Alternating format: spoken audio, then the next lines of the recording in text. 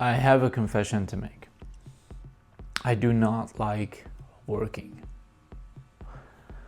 I feel extremely lazy on the inside. Really, what I look forward to every single day is doing absolutely nothing. And that laziness haunts me. That understanding in my mid-30s that which deep down I'm just genuinely a lazy human being truly bothers me. And so everything I do in my life is to conquer that laziness. At its core, everything feels like discipline. And it sounds silly because that discipline can even be going out on Saturday night to hear a friend of mine play music. For most people, that's pleasure. For most people, that feels like the time you have to yourself and you can just finally do nothing and go out and hang out with people. But for me, doing nothing, for me, that moment of having some time to myself is absolute solitude. It's truly doing nothing. It's the ability to just sit down by myself and just have no one to respond to and nothing to do. And that brings joy into my life. Why do I share that? I share that because more and more I see my students run away from the work they have to do.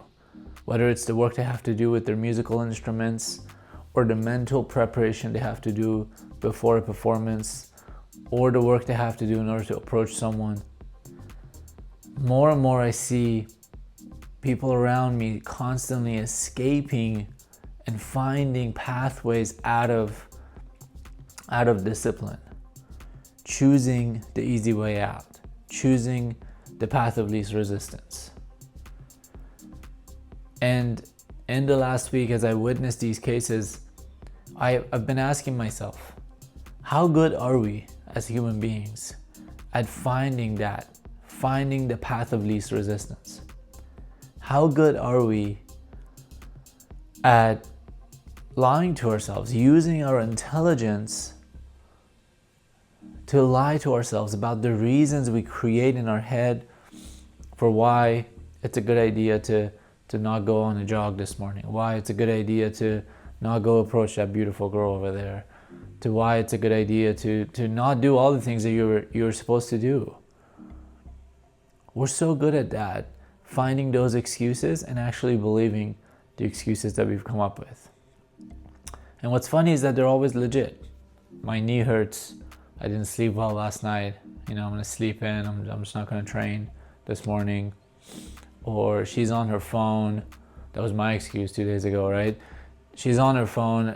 She just picked up the phone the moment I got close, and I don't want to get into that. These are all facts. These are truths that we share with ourselves. But every single one of them deserves to be broken from time to time. Every single one of them deserves to be shattered from time to time. Of course, the girl is on the phone or someone's on the phone, and it's just bad manners to try to approach someone who's in the middle of a conversation, right? Like, couldn't you wait a little bit longer? I understand. Of course I understand. But from time to time, when you're actually pushing your discipline, when you're actually pushing yourself and you don't have that much time left in your life, you have to lean into that uncomfortable zone and do what you're meant to do. Why does this matter? Why does it matter for us to push through laziness? Why does it matter for us to commit to discipline long term? It's because as men, simply put, that's what we're here to do. As men, simply put, there is no greater purpose. We're here to serve, to protect, to take care of, to teach the next generation. And all of these things, providing, all of these things need your inner discipline to be on point. All of these things need you to be able to stand up on your own 2 feet. And the problem in today's society is that most of us did not have a father who actually taught us that. That's a huge problem. If you have a father who taught you this, you can just ignore the entire channel, honestly. But there's a large portion of men. There's about 40% of men who don't even step out to say hi to strangers. And I can easily suspect that out of those 40%, 100% of them did not have a father who actually taught them that as a skill. And of course, moms can't teach that. They could, but they're probably not really aware of it, right? So we are in this crisis of masculinity. We are in this crisis of humanity. If nearly half of the population of men don't know how to be a man, that's a big problem to have in this world. It's a pretty serious problem to be aware of. Laziness, man, is where it starts. Laziness is what needs to be conquered every single day. Because that's what men in previous generations have done. They didn't do it because they were trying to be alpha. They did that because there was no other choice.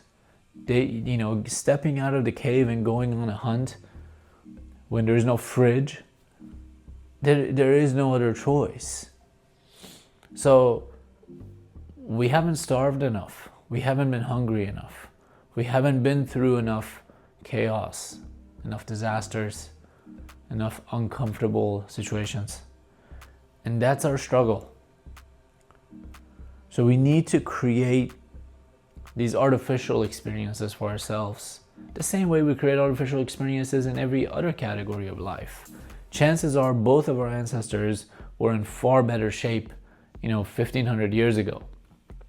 Yet today you and I go in this modern looking gym with all the equipment around, and we're all like confused. We don't even know which machine to use to train which part of our body.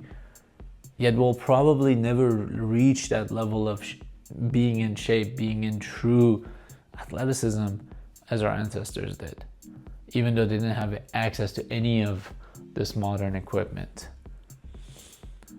That's fine. I'm not here to compare to the past and to belittle our experience and our time on this planet. My message across is that there are certain artificial experiences that need to be created for us to be able to push our way into the society, let alone out of the matrix, but into the society. Because a man who can't approach, a man who is just too lazy to go on a run with a knee problem, a man who's not committed enough to an income or whatever else it may be, that ain't a man. That's not what this society needs. The moment you recognize what the world needs from you, how you can be in service of the world, as opposed to how you can be in service of your own ego, that's when you actually start to serve. That's when you actually start to find fulfillment in your life. I'll leave you with that.